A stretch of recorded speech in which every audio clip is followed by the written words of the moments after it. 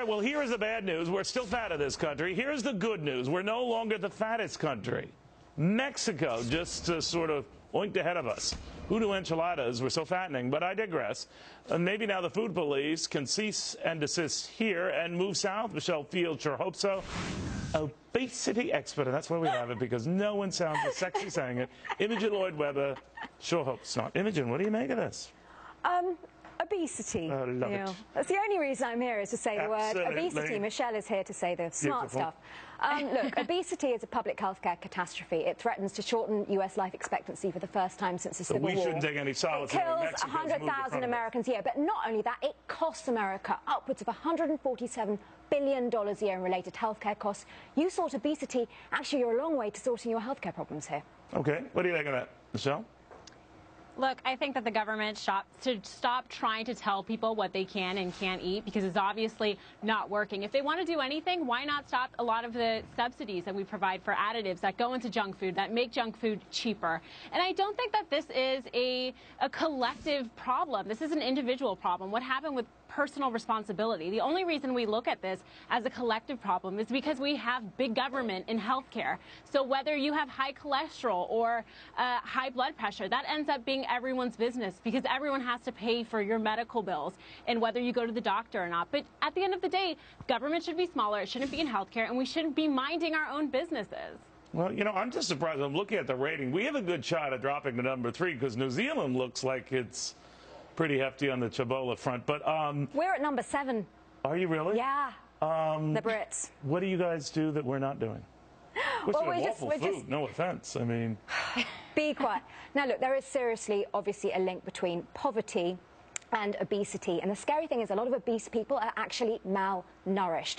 So it does come down to, I'm afraid, there does need to be some government help, some comprehensive help from labelling. Oklahoma State University proved earlier on this year in a study that labelling helps educate people who need educating in all of this, but also in providing accessible and affordable. Like, in this city, they publish menus now and the calorie count. I mean, if you don't know that a double Whopper or whatever has a lot of calories in it, but then it's also you're about an idiot. It's also about providing accessible and affordable food. So again, looking at farming methods and so forth. And look, Mayor Bloomberg, he has a point. Sodas are 7 times bigger now than they were in the 1950s. There is clearly a problem. Even to diet sodas. Like This is a public healthcare catastrophe. Therefore, you need a public way of looking at it to tackle the issue. So it's an obesity catastrophe. It is an obesity catastrophe, because that is why I'm here to say the word obesity and not much else. Yeah, she's been so busy on the new little one in the Monarch family coming that we had to drag her away from that. Boy, wouldn't it be something she gave birth right as we're doing I am in so much trouble if she's giving birth. No, they're going to be in my ear, hopping over to Fox News at that point. Wouldn't it be something if that little Ty grew up to be a little fatso? I mean, wow. Have you seen the parents? Have you seen how skinny Kate Middleton still is at 10 months pregnant? She's over 40 weeks But it would be funny if you had to deal with that, like a little mama cast. I don't know. No Henry VIII. No, not coming this way. You know, Michelle, we look at this, though, and a lot of people say, we got to do something, man. If the government isn't policing this right, and families aren't policing this right, parents aren't policing their kids right, we're eating all the wrong stuff, we're processed up the yin-yang. We got to do something because it is out of control. What do you say? Well, I think it has a lot to do with the economy. Look, it's cheaper to go to McDonald's and buy your whole family food than to go and buy tons of fruits and vegetables.